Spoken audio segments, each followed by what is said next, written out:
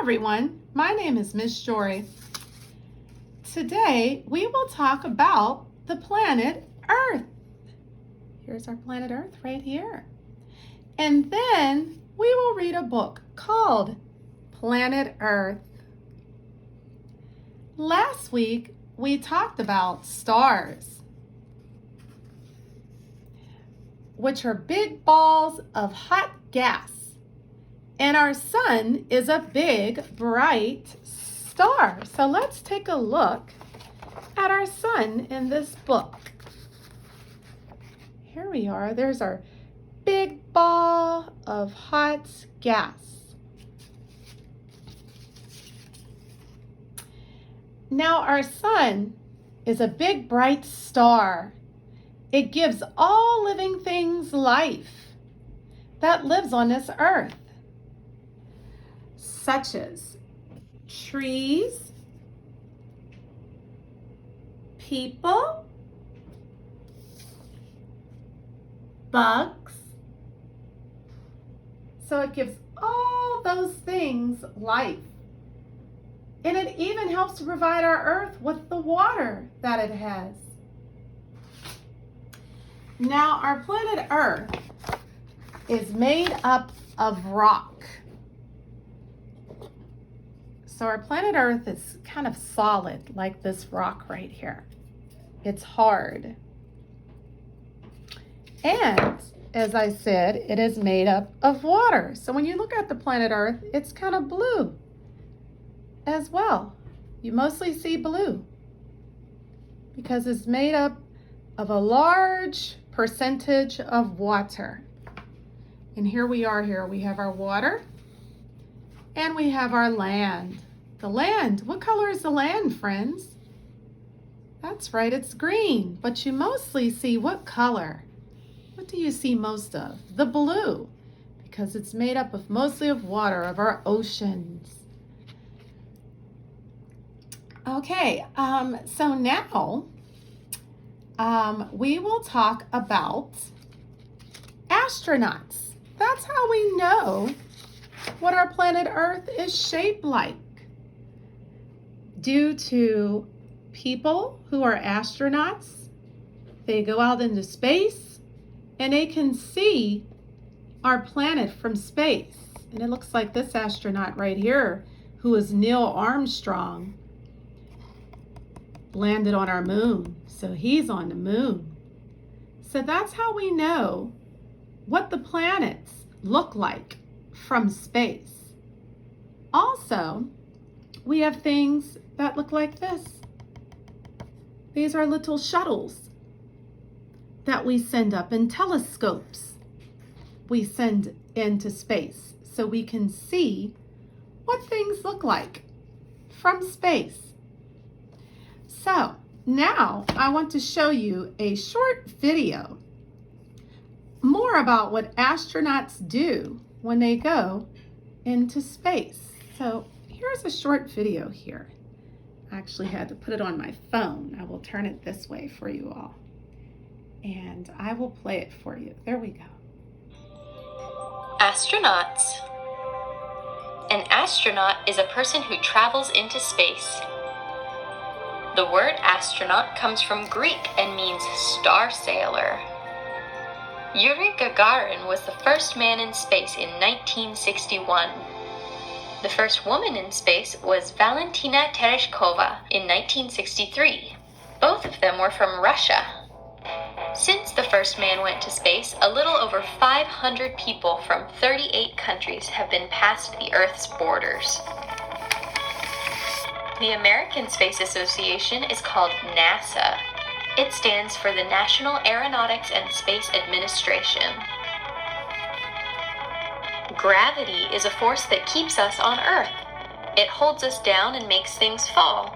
On other planets, gravity has a different strength than it does on Earth, and in space there's almost no gravity. That means when astronauts are out there, they float.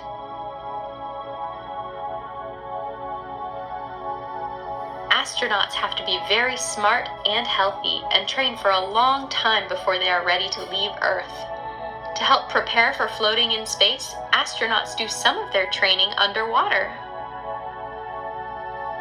Because there isn't much gravity pushing an astronaut's spine together, sometimes they can grow up to 2 inches taller while they're in space. At night, you can see the moon in the sky. Did you know that 12 men have walked on the moon? The first person to walk on the moon was Neil Armstrong in 1969. Astronauts are amazing. What's your favorite thing about astronauts? Thanks for watching. Okay, friends, that was a great video about astronauts and things that we see from space. So now I want to read a book to you called Planet Earth. Let's see what's going on our Earth here. It looks like this book is talking about lions, which are living things on our Earth. Let's see what the lions are up to. This lion cub lives with his family. A lion family is called a pride. So there are the lion cubs. And that's the lioness. I believe that's the mommy. Rise and shine. Lion cubs love a lazy morning. The mother lion gets the cub moving. There's the cub. The cubs have a lot to do. They have to learn to hunt and roar. Even if it is more of a meow for now. So they're practicing their little roars. Here they're walking, and I see some other living things here, the grass. The sun provides life for the grass, sunlight, so the grass can grow as well as so the animals can live, the lions. The cubs in the pride run together, play together. And no matter what, they stay together. The day is heating up. Oh, it's heating up. That's because of the sun, right? It's getting warm. Time for a break. The mother lion knows where the cubs can cool off. Where are the cubs cooling off at, friends? Water, exactly. They need the water in order to live as well. That's something else that our Earth has. In order for us to live, we need water and we need sunlight. That is the end. So, to extend your activity, you can use crayons, pencils, colored pencils if you want, markers, or you can use paint. I am going to use some water paints to make the earth. So the earth is shaped like a circle. And the colors that I want to use to make my earth are blue, because our earth is made up mostly of water, right? And I want to use green. Green is the land on our earth. So I am going to make my earth. I'm just going to paint it. I'm going to use this little paintbrush.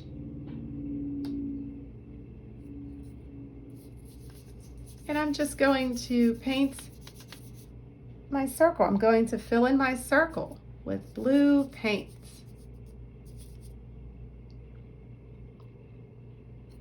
And as I said, you can use a crayon, a green and blue crayon, or you can use green and blue marker, or if you have paint, feel free to use paint. I have a little water paint palette, so I decided to use that, but any will work and be suffice. It'll still come out nice, and we'll still be able to tell that it is the earth. I have a little tiny paintbrush here. A bigger paintbrush would possibly fill it in a little quicker and faster, but it still gets the job done, friends. It still is filling it in. So, the earth is mostly made up of water. So I went ahead and I put all my water on first. Now, what color do I want, friends? We said it's made up of water and land. And so we want to use green, right, for our land. So I'll put a little bit of green on here for our land.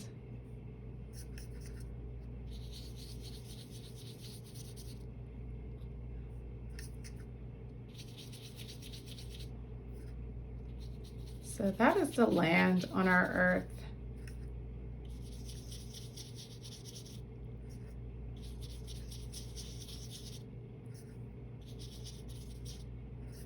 There we go.